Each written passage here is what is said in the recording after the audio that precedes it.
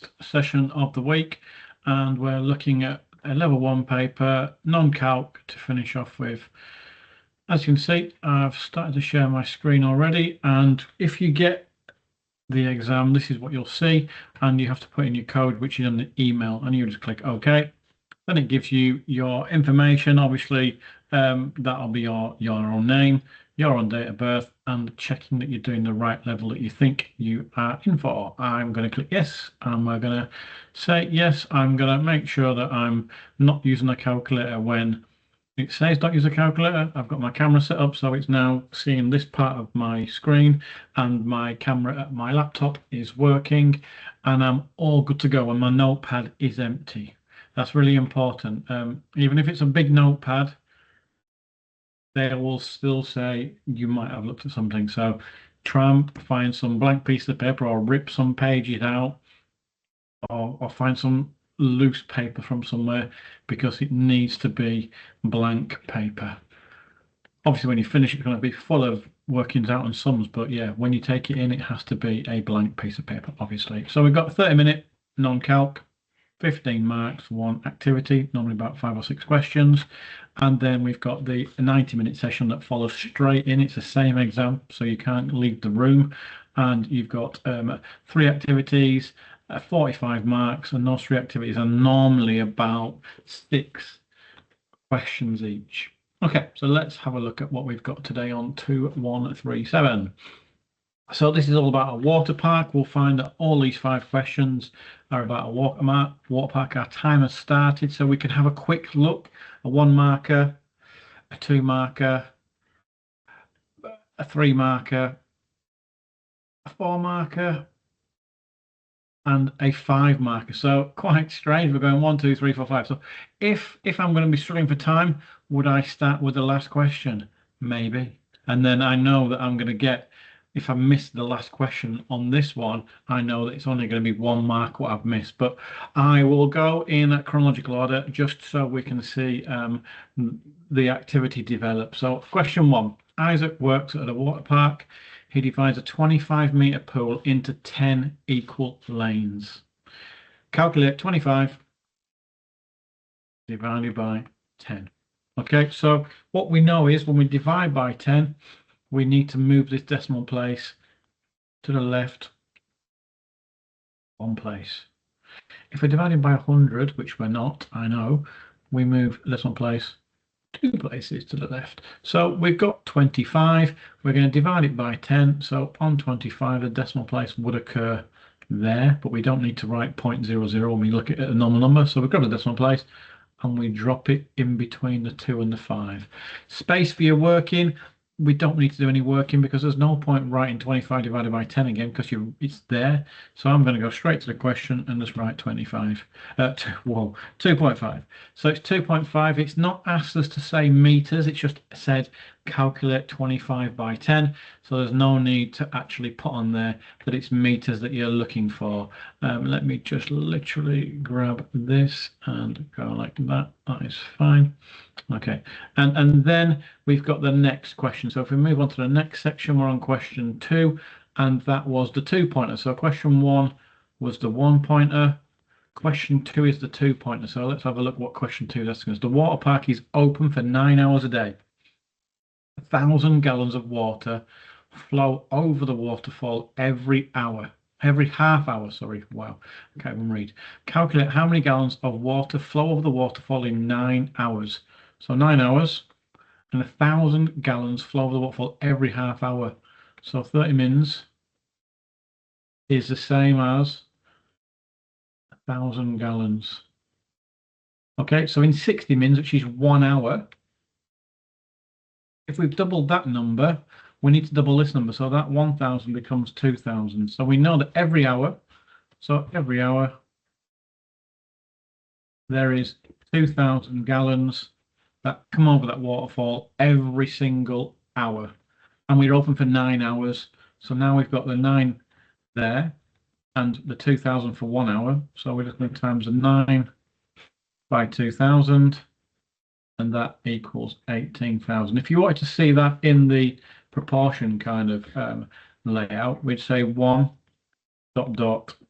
and then we say 2000, and we do a 9 here, dot, dot, and that's a mystery number. So then we can see the relationship here is times by 9.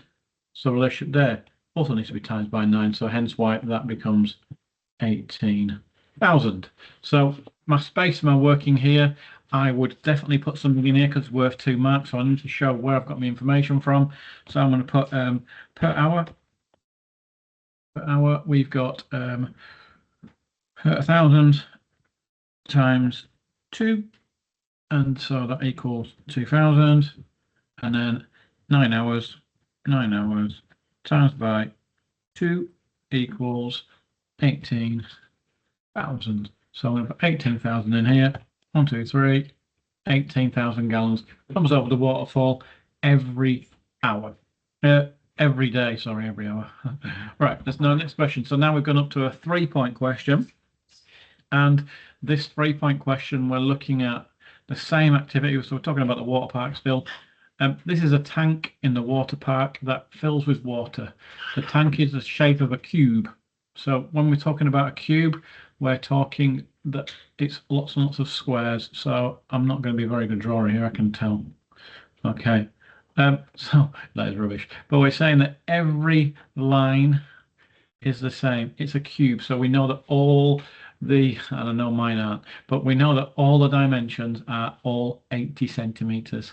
Okay, the tank is the shape of a cube. It will tip once it reaches 72 centimeters. Isaac thinks that the tap will tip when it contains, Isaac thinks that when the tank tips, it will contain more than 480,000 cubic centimeters of water. Is he correct? Okay, so what we're going to do, we need to understand that 80, if this cube is full, it's 80 times by 80 times by 80. Okay, so if we're doing 80 times by 80, if we think of 8 times 8, that's 64. Okay, but if we've got 80 and 80, what we need to do is we need to put another 2 zeros in here because we just took the zeros off and we need to put them back on. And then we've got to look at it again. We've got another 80 to multiply it by. So then we multiply that by 80 again. If we multiply it by 8, okay, we could literally just put an 8 here and go 0 times 0 is 0. 0 times 8, 0 times 8. 4 times 8 is 32. And 6 times 8 is 48. Add our spare is 5. 6 times 8 is 48. Add our spare is 3. And we've got 51,000 there, but that's when that's times by 8. So what we do, we need to put another 0 on the end because we've times by 80. So we've built it up with 8 times 8 times 8, and then we've just literally added the zeros on the end. So we've now got 512,000 cubic centimeters when it's full. They're saying that when it reaches 72 cubic centimeter, 72 centimeters high, it tips. So when we've times this one by 80 here, we now need to think, right, we don't need all 80, so we now need 6400 times by 72. So let's have a look at what we're going to get. So we're going to set it out normally. 0 times 2. 0 times 2 again is also 0. 4 times 2 is 8. And 6 times 2 is 12. And then we've got the 0 because we're timesing by 10. 0 times 7 is 0. 0 times 7 is 0. 4 times 7 is 28. 6 times 7 is 42. And our spare is 44. If you're not 100% sure about the times tables, write them down. 7, 14, 21, 28, 35, 42. Don't be afraid to use your pad to do what we think. Oh, that's it. I should know it. No, if you don't know them, write them down and remember them so we can then put them in here. So now we add them both up. 0, add 0. 8 add 0 remains 8. 2 add 8 is 10. 1 add 4 is 5. Add our spare is 6. And then we've got 4. So we now know that when it's 72 centimeters high, we've got this number 460,800. He says that it'll be more than, don't forget, when we're talking more than, we're talking crocodiles. 480,000. Let's put our number in here, 460,800. Is he correct? No, because if you look at that number, the crocodile's eating a bigger number. Well, the second digit is 6, and the second digit in our number that's more than is 8. So absolutely not. 8 is bigger than 6. So we know that it's not correct. So on my space of working out, I've got 3 marks to get here. So I'm going to go 80 times by 80 times equals 6400. Then I'm going to go 6400 times by 72 equals what we got there, 460,800. So show my working out. So I'm going to put in here the last mark. Is he correct? No. It's not the number that we've got. It's not 460,800. It's is he correct? Yes or no. That's really important to remember. If it's a justification question, don't write numbers in here. No, he's not correct. And then we've shown why in our working out box. Okay, so we've built it up again. We've now got a 4 marker, so we're getting higher. A customer wants to know the temperature of the pool in degrees Celsius. Isaac knows that the temperature is 80 degrees Fahrenheit. He uses this calculation to convert 80 degrees Fahrenheit to 80 degrees Celsius.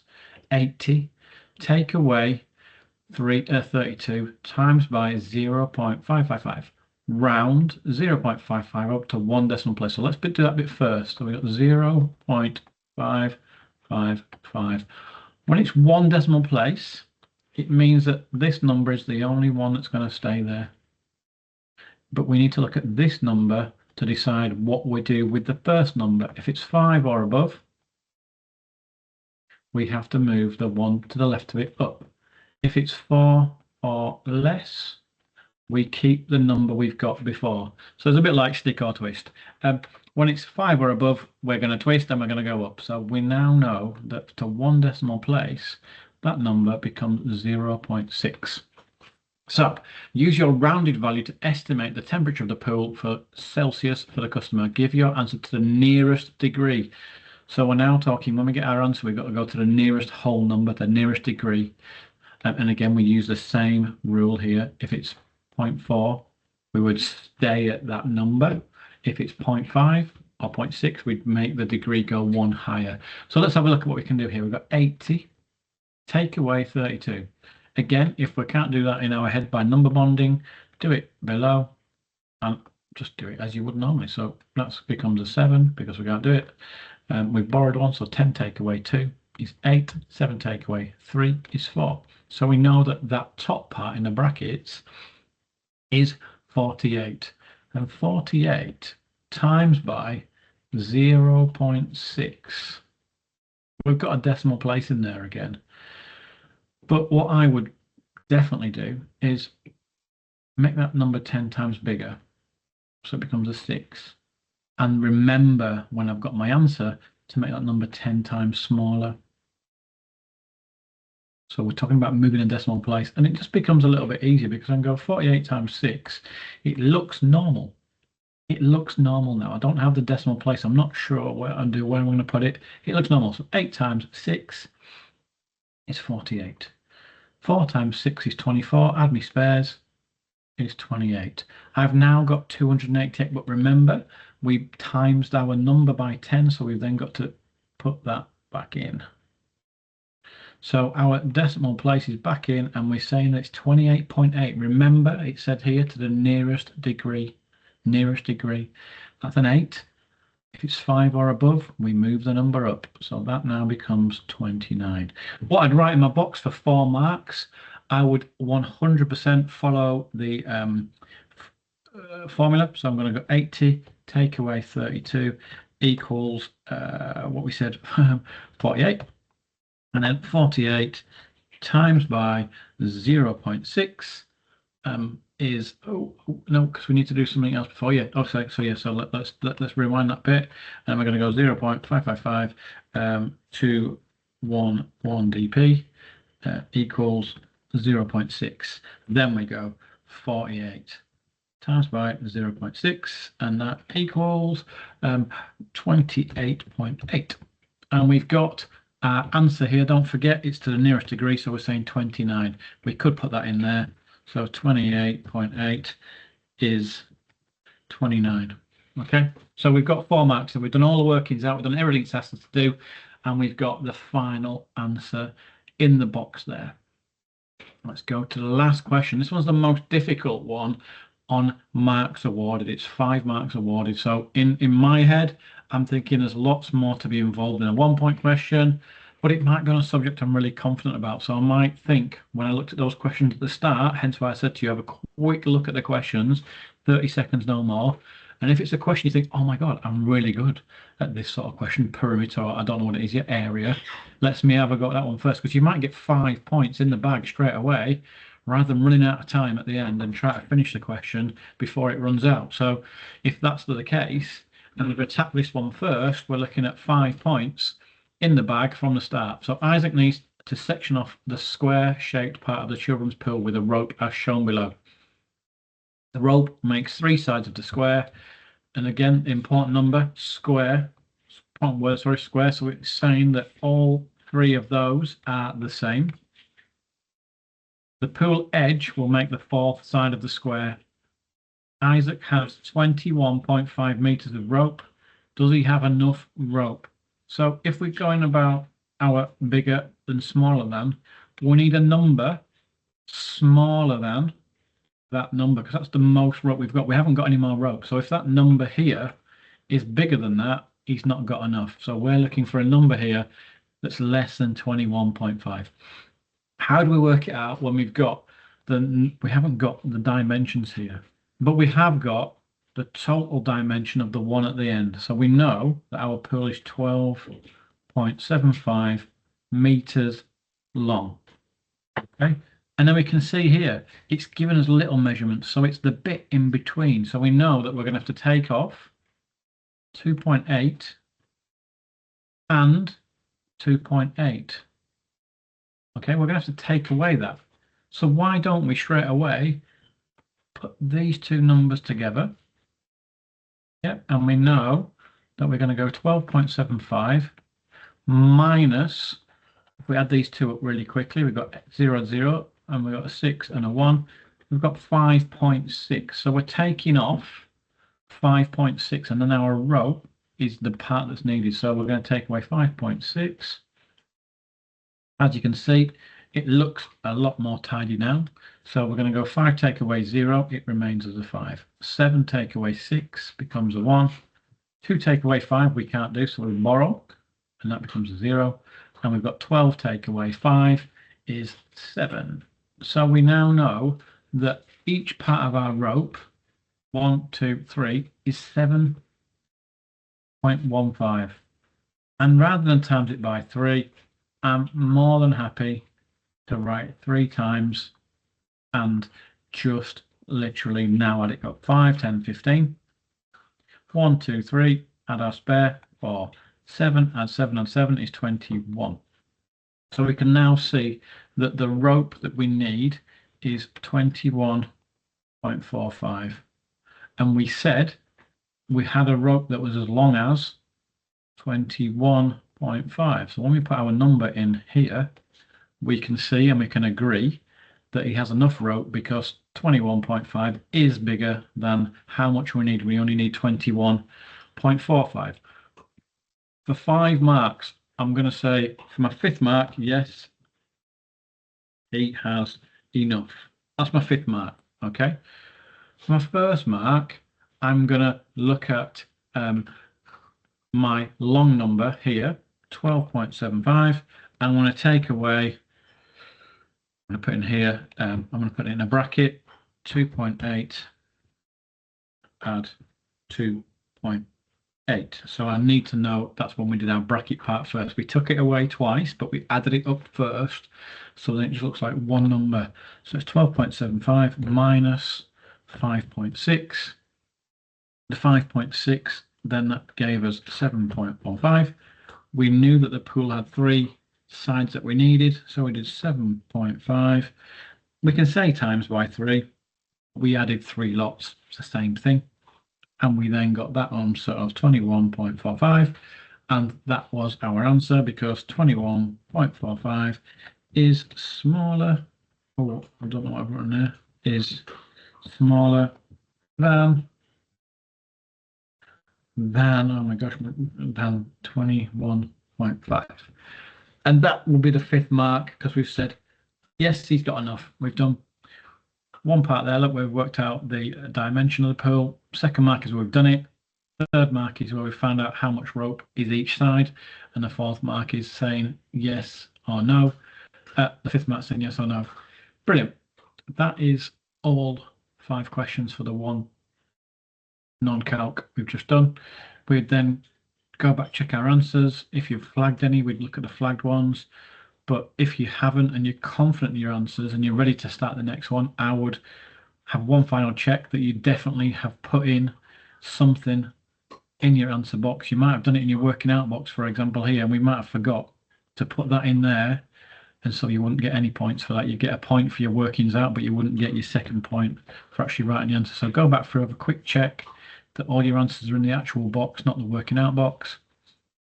And once you're happy with what you've got, click next and it'll say, are you sure? Yeah, I'm sure. I've checked now. Click next again. Are you really sure? Yes, I'm really, really sure. And you would then finish that part of the paper and it loads the 2nd part. It's really important that you don't leave the room and think, oh, let's go for a toilet and get a cup of tea and get a biscuit. No, you've got to literally sit on the laptop and carry on that 2nd section straight away for another hour and a half. So make sure you've got a clear bottle with water if you need a drink. Okay, we're going to finish the test there, but we're going to look at the answers. So let me leave that one and let me open up the answers for that one. Let's hope it comes up. So these ones are coming up in the screen, whereas this morning actually came up in a different screen, which was a bit odd. Right, so let's have a look. Scroll back to the top. Okay, so for the first one, it was just 25 divided by 10. We move the decimal place once to the left. 2.5. Correct. The 2-pointer was how many gallons in a day, in a 9-hour day. We worked out how many gallons in 1 hour. So there, look, we times it by 2. So we got 2,000 per hour. And then we said 9 hours times 2,000 was 18,000. Yes, we got 18,000. Then we had the question about the tipping bucket in the water park.